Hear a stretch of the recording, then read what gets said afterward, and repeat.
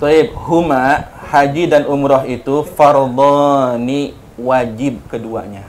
Hukum haji dan umroh itu fardhani, fardu, wajib dua-duanya.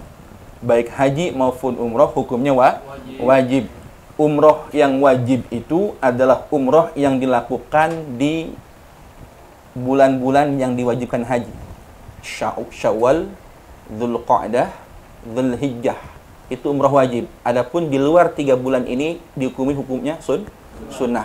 Jadi umrah yang wajib di sini adalah umrah yang berbarengan dengan ibadah haji. Adapun umrah yang dilakukan di luar bulan haji itu hukumnya adalah sunnah atau disebut dengan hajjul asghar.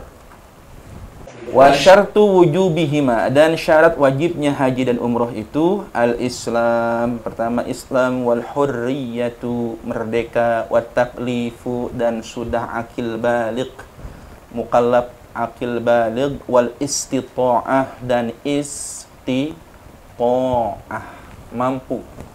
Istita'ah, pembahasan mampu nanti akan dibahas di depannya. Walaha syurutun, dan bagi istita'ah itu syurutun, ada beberapa syarat. Walaha, dan bagi istita'ah itu syurutun, ada beberapa syarat. Syaratnya mampu itu diantaranya adalah yang pertama wujuduz zadi, adanya bekal. Adanya bekal, wa au'iyatihi, dan atribut haji, peralatan, atribut atau aksesoris, apa, tools kit namanya kalau dalam istilah orang travel itu. Tools kit itu, yang satu koper itu, itu perlengkapan haji semua. Harus ada. Satu, jadi bekal dan perlengkapan haji. Termasuk kain kain ihram. La haula wala quwata. Kain kafan. Tapi ada betul. Ada waliullah yang menggunakan kain kafan sebagai baju ihramnya. Kalau ahli ma'rifat udah lain bicaranya.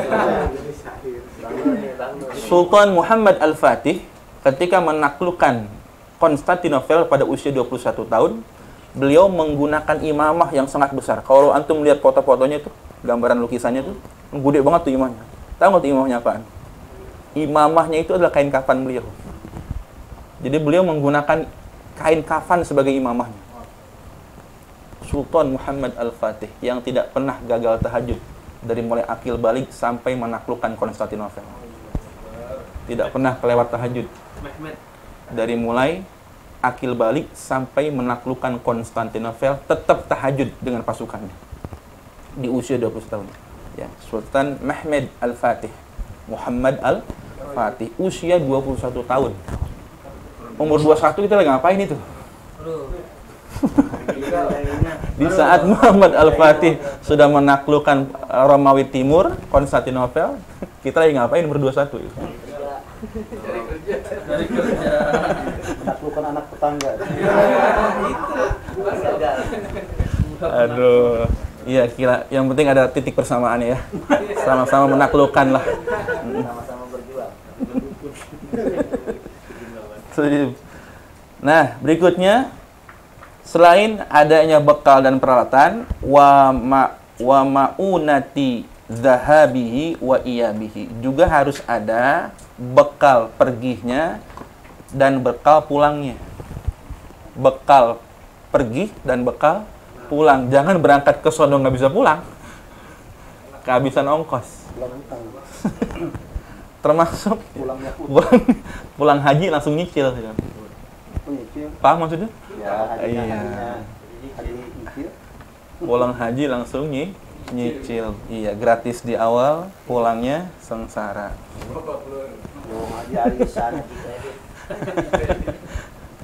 Ats-tsani wujudu rahilati, adanya kendaraan, liman bainahu, bagi orang, kendaraan ini bagi orang, bainahu antara dirinya, wa baina Makkah, dan antara Mekah, marhalatani, jarak tempuhnya 2 marhalah. 2 marhalah perjalanan sehari semalam. Perjalanan 1 hari. Ini buat orang, dia wajib ada kendaraan kalau jarak antara tempat tinggalnya dengan Mekah itu perjalanan 2 marhalah. Au syiqqu mahmilin. Au syiqqu mahmilin. Betul ya? Syiqqu mahmilin. Au syiqqu mahmilin, atau alat untuk mengangkut tanduk ya.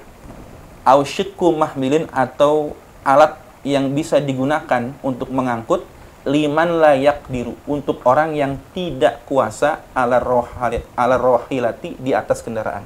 Tanduk maksudnya. Bagi orang yang nggak bisa mengendarai kendaraannya, mungkin karena uzur dan lain sebagainya, maka diadakan harus ada syiqqu mahmilin, alat untuk menggontong dirinya.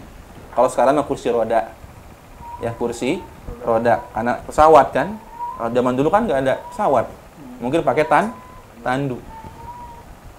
Walil mar'ati, dan wajib bagi seorang wanita ketika ia berangkat haji atau umroh, ma'a wujudi syarikin, disertai dengan adanya syarik, mahram. Kalau perempuan wajib punya mahram, nanti dibahas mahramnya apa saja. Wala tushtaratur rahilatu liman bainahu wa baina Makkata aqallu min marhalatain. Dan tidak disyaratkan adanya kendaraan bagi orang yang jarak antara dirinya dengan Mekah itu aqallu min marhalatain, lebih sedikit daripada 2 marhalah. Wa huwa qawiyun 'alal masyi. Wa huwa, dan orang tersebut ya, yang jarak tempuh antara kediamannya dengan Mekah itu kurang dari 2 marhalah, qawiyun 'alal masyi, dia kuat untuk berjalan. Berarti cukup dengan berjalan kaki. Memang sunahnya haji begitu, jalan kaki. Ya, itu membuat yang di Mekah tuh ya. Hal ini banyak ditiru. Ada yang pakai sepeda kan? Ada yang pakai sepeda. Ada yang pakai NMAX tuh, suami istri. Ya, pakai sepeda. Ada yang jalan kaki ya, yang dari Solo itu ya. Bukan hoax tuh ya. Ya, dari Solo dia jalan kaki. Udah ada contoh dari Indonesia loh. Yang jalan kaki, naik sepeda, naik motor, yang backpacker, haji backpacker juga sudah ada contoh. Lah kalau mereka bisa, kenapa antum nggak bisa? Gitu. Apa bedanya? Nah, nanti di situ termasuk aman di perjalanan. Ada syaratnya ya. Wa yushtaratu kaunu dzalika kullihi fadilan an dainihi. Wa yushtaratu, dan disyaratkan kaunuhu dzalika, keadaan hal-hal yang disebutkan di atas itu semuanya ya. Kullihi, semuanya, fadilan, adalah kelebihan atau sisa andainihi, dari pelunasan hutangnya. Berarti ongkos yang dipakai naik haji itu sisa dari bayar hutang, bukan untuk bayar utang. Ya, sisa berarti hutang dulu apa berangkat haji dulu? Nah, kalau ada sisanya pakai buat naik haji. Utang buat naik haji. Itu salah ngerti ini kadang ada orangnya. Ya, kadang ya Allah, apa yang ngutang-ngutang ya. Wa mu'natin, dan bekal man alaihi, orang yang wajib atasnya, ma'unatuhum, perbekalan mereka, zahaban wa iyaban, pergi dan pulangnya, perginya dan pulangnya. Maksudnya buat orang rumah ada, buat orang rumah ada, jangan buat kita dong yang berangkat. Orang rumah 40 hari kelenger. Iya, kalau 40 hari. Kalau yang backpacker, ya kan? Kalau yang jalan kaki, nah jadi disyaratkan semua itu, satu, sudah ada pelunasan hutang dulu, yang kedua juga ada sisa ya, bekal buat mereka yang kita tinggal di rumah. Kenapa? Karena kita wajib menafkahi mereka. Berarti nafkah mereka tetap harus ada. Tuh syaratnya. Ya. Awas, ini penting ini. Jangan sampai jadi oknum. Tuh gara-gara haji pada belangsak anak bininya. Oknum kan jadinya. Wa an maskanin, bahkan di sini wa an maskanin, dan kelebihan dari maskan, tempat tinggalnya. Yang ngontrak, bayar dulu kontrakannya. Gitu ya. Urusin dulu tuh tempat tinggal. Jadi kalau ada sisa kelebihan setelah kenyamanan yang dirasakan karena tempat tinggalnya dirasa aman nih, nyaman ya, boleh diberangkat. Sampai di situ agama kita lihat. Jadi bukan cuma masalah bekal doang, tempat tinggal. Jangan sampai begini, kita berangkat haji, bini kita ditagih di kontrakan. Diusir dari kontrakan apa kan? Atau bini kita ambruk. Kenapa? Ini rumah udah mau roboh, ditinggal pergi haji. Ambruk rumahnya. Masya Allah, ini agama kita lihat. Sampai ke arah situ. Tutup lubang kali sumur. Dalaman lagi ya. Nah ini hati-hati ya. Bahkan wa khadimin yahtaju ilaihi, sampai khadim. Kalau di rumah ada pembantu, penuhi dulu kebutuhan pembantu gitu. Wa khadimin, dan pembantu yahtaju ilaihi, yang membutuhkan terhadapnya.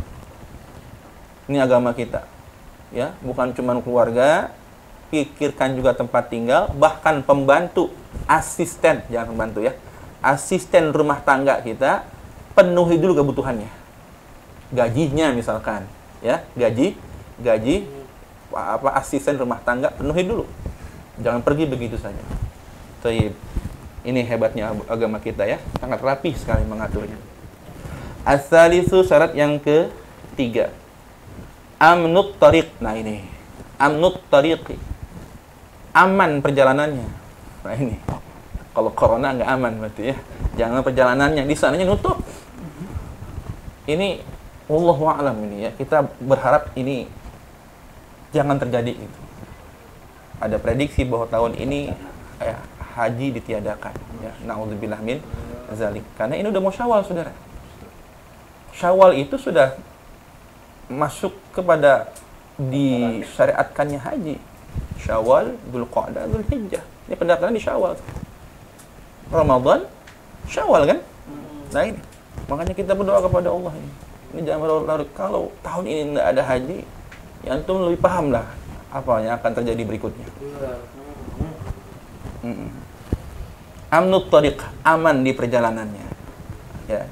Ar-rabi'u, yang keempat, wujuduz zad, ada perbekalan, wal ma'i, dan air, fil mawadi'il mu'tadi, pada tempat-tempat yang disediakan hamluhu, membawanya, minha, dari perbekalan tersebut, bisamanin mislihi, dengan harga yang sesuai dengannya.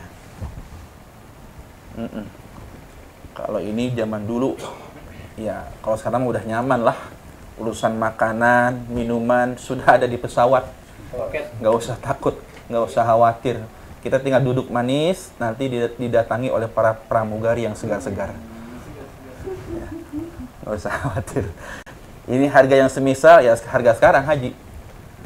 Terakhir itu 2019 kemarin 37.500.000. Terakhir kemarin 37.500.000 dengan setoran awalnya 25 juta. Ya, dapat nomor porsi. Jadi kalau mau daftar dari sekarang Bang Nur, 10 tahun. Hanya 25 juta saja, tinggal nyicil berikutnya untuk Kota Bekasi 19 tahun. Iya, waiting list Bekasi tertinggi di Indonesia. 19 tahun.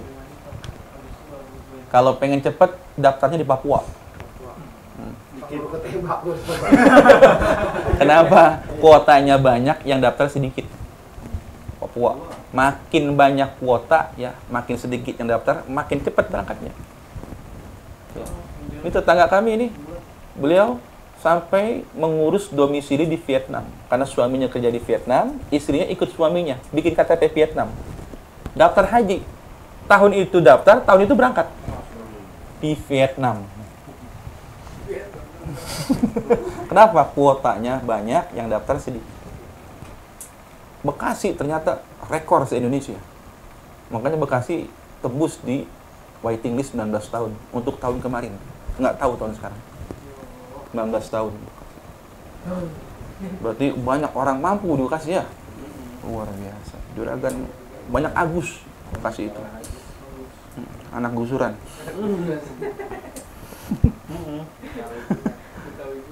Nah, harga yang sesuai itu wahwa, yaitu al-qadrul laiqu, sejumlah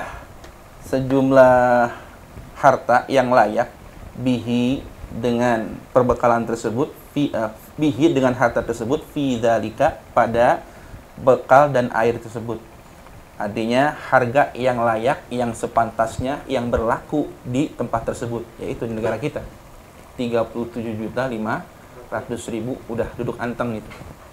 Ya. Al-makani baik tempatnya, waz-zamani maupun waktunya. Ya, semua sudah diatur. Pemondokan baik dari Indonesia sampai di sana, negara kita sudah mengaturnya. Tenang saja. Aman jamaah haji mah. Ya. Waz-zamani baik waktunya pun, kloternya pun sudah diatur. Waktu pemberangkatannya diatur dengan sangat baik. Ya. Ini udah beres sudah. Jadi tinggal daftar saja, semuanya perbekalannya, waktu pemberangkatannya, penempatannya di sana sudah diatur negara kita. Ya. Wa ala faddabati dan makanan dabah hewan. Ini mah kalau yang naik onta ya, berarti bensin ini. Kalau sekarang wa ala faddabati dan makanan hewan fi kulli marhalatin pada setiap marhalahnya. Ya, ini buat apanya? Buat yang dulu pergi hajinya naik kendaraan berbentuk hewan, onta, kuda, dan lain sebagainya. Perlu itu. Jangan bekal kita doang, tapi makanan kendaraannya nggak diurusin. Lah sampai Mekah modar tuh onta. Nah kalau di sekarang berarti apa nih? Ya ongkos bensin. Apa pesawatnya? Buat yang naik pesawat. Udah modar. Urusin juga dia itu. Wala yajibul hajju 'alal mar'ati. Nah, tidak wajib haji bagi seorang perempuan illa in kharaja ma'aha zaujun aw mahramun. Kecuali jikalau pergi keluar bersama perempuan tersebut zaujun suami aw mahramun atau mahram. Aw niswatun siqatun. Nah ini. Aw niswatun siqatun dan para wanita yang terpercaya. Jadi seorang wanita kalau berangkat haji mesti sama suaminya. Kalau suaminya nggak berangkat, maka dengan mahram yang lainnya. Mahramnya. Kalau mahram pun tak ada, maka di sini niswatun siqatun. Biasanya disiapkan tuh sama travel ya. Atau mungkin bisa saja sesama jamaah haji. Nah, dibikin surat pernyataan. Pokoknya ini perempuan harus diikut sertakan dengan perempuan lain, terutama yang nggak ada mahramnya ya. Sebagai apa? Sebagai wanita yang terpercaya sebagai pengganti mahram. Ini boleh. Ada solusinya. Itu sudah ada di travel ada pengurusannya. Ya, jadi bagi seorang wanita yang berangkat tidak dengan mahramnya itu diurus biasanya. Ada suratnya itu. Surat pengganti mahram. Karena dahulu itu di sana di Arab Saudi cukup ketat. Cukup ketat jikalau ada wanita yang ketahuan tidak ada mahramnya. Al-khamisu ayyasbuta 'ala rohalati bila masyaqqatin syadidatin. Yang kelima, ayyasbuta. Hendaklah ia menetap 'ala rohilati di atas kendaraannya bila masyaqqatin bila masyaqqatin syadidatin dengan tanpa susah payah gitulah. Dengan tanpa susah payah. Kerja nyaman. Ya, kendaraannya harusnya nyaman, jangan ngerepotin. Mogok mulu. Iya, ontak mogok, bener-bener ontak didorong ontak. Kadang-kadang gantian, dia yang ditaikin ontak. Ontanya ngadat, pengen digendong kan repot. Ontanya enggak galau ontanya. Jangan sampai begitu. Ya, kendaraannya kudu nyaman lah intinya yang begitu ya. Wala yajibu, karena nyaman banget. Apalagi kalau naik Garuda Indonesia. Wah. Mantap itu Garuda Indonesia. Ini juga mantap yang Dubai itu. Emirat. Mantap sekali itu Emirat. Canggih betul. Ya. Nyaman banget. Wala yajibu 'alal a'ma. Nah, tidak wajib haji 'alal a'ma atas orang buta. Ya ada al-haji. Wala yajibu 'alal a'ma dan tidak wajib atas orang buta al-hajju haji. Tidak wajib haji bagi orang buta illa kecuali idza wajada qa'idan. Kecuali apabila ia menemukan atau mendapatkan qa'idan seorang penuntun. Nah, boleh ini buka jasa. Membuka jasa menuntun Orang haji yang buta. Awalnya itu. Lah, namanya nuntun pasti dibawa kan? Lumayan. Boleh tuh. Siapa tahu banyak orang-orang kaya pengen haji. Pengen berangkat haji nggak ada yang nuntun. Nah, boleh. Mahasiswa kita yang kuliah di sana itu membuka jasa ini. Itu kebanyakan mahasiswa kita yang jadi mutawifnya itu. Mutawif saya itu waktu itu dari Madura. Dia dari mulai di sana tukang ngegulung karpet Masjidil Haram. Sampai sekarang dia sudah berhasil S2 di Ummul Qura.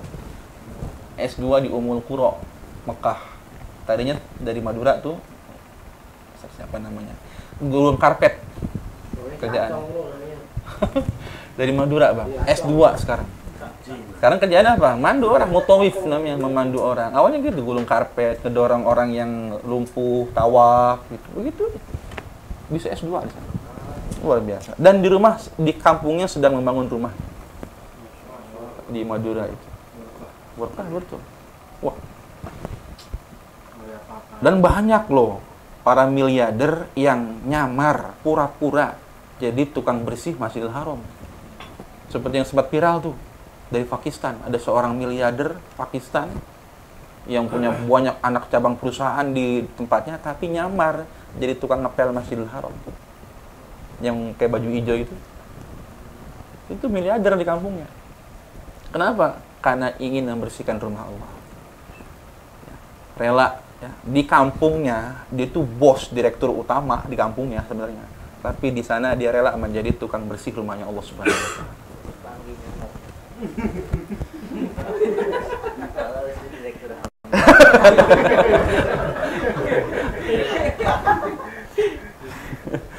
Waman ajaza anil haji.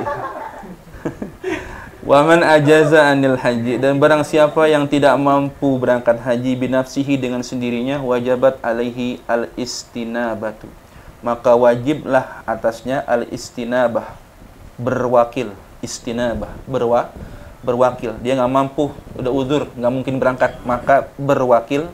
In qadaro alaiha, jikalau emang dia mampu untuk berwakil. Hak istinabah bimalihi, dengan hartanya. Minta dia apa? Dibadali. Au biman yuti'uhu, atau terhadap orang yang menaatinya. Maksudnya apa? Keluarganya.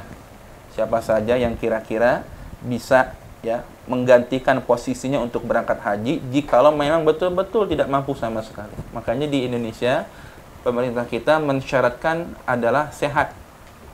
Ya, sehat. Ini juga harus, karena nanti ada berbagai macam tes ya yang diberlakukan untuk calon jamaah haji. Salah satu di antaranya adalah virus meningitis.